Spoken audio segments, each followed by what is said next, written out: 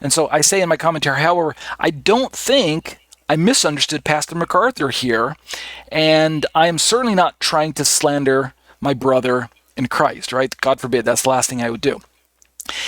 His advice to Christians to tell Jews to, quote, abandon their hope in their own works and their traditions and leave that religion behind, right? That's a quote from his own commentary, from his own sermon here. In my opinion, I think that phrase needs to be clarified, right? Abandon your own works and your own traditions and leave that religion behind. All right? As if MacArthur was telling Jews who want to lead a life of Christianity, you need to leave Judaism behind, right? Judaism and Christianity are incompatible.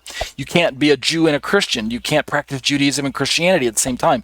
I'm filling in words that I think Pastor MacArthur perhaps might have said, although I don't think he said them exactly the way I'm saying them. But I have heard many other Christians echo those same sentiments in my well-meaning dialogues with Christians, with well-meaning Christians. It's a pretty popular stance to kind of assume that Christianity and Judaism or Christianity and any other religion are incompatible.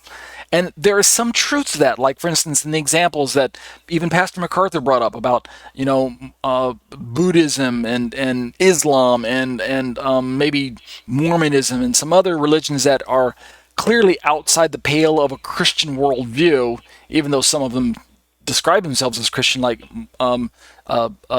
Mormonism, Latter-day Saints, and Jehovah's Witnesses. They actually believe that they're inside of the circle of Christianity, when in reality, if you study their theology out, you'll realize how carefully dangerous and cultish it really is. But other religions, such as Islam and, say, Buddhism or other world religions, they are clearly not trying to represent themselves as Christian. And so even at the surface level, they're not saying that, hey, we believe in Jesus. They don't claim those beliefs. But what happens if you were raised in an Islamic family, a Muslim family, and you came to a belief in Jesus? Could you practice Islam and still be a Christian? That's a good question that I'm not prepared to answer, because I'm not an expert on Islamic theology and Muslim apologetics and things like that. Maybe Dr. White, James White, would be a good one to ask, because he's an expert in that field.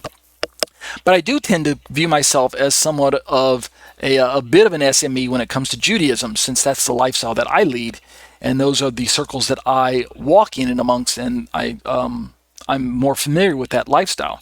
And so, can you be a Jew and believe in Jesus? Well, I believe the answer is yes. So I say in my commentary, Christians, the people that I'm talking to, should instead be telling Jews, listen to this, okay, you ready? Instead of telling them just, let me back up. Instead of using Dr. or Pastor Mark, I keep saying doctor. I'm so used to calling him doctor. I think he is a doctor. I'm pretty sure he has a doctorate, but he doesn't use it in his titles. Instead of telling Jews, quote, abandon your hope in your own works and in your own traditions and leave that religion behind. And that's a direct quote from Pastor MacArthur's sermon that we just looked at. In case those are not my words, those are his words. What we should be telling them is, say, okay, you ready for it? These now are my words. This, I think, would be a better way of witnessing to Jews. Quote, abandon your hope in your own works and your own traditions and fall on the mercy and grace of your Messiah Yeshua. In him, you can live the complete and fullest Jewish life you already seek to live. In Messiah, you become a Jew both inside and out. Okay, these are my own words. This is what I would say to a Jew who's considering becoming a Christian.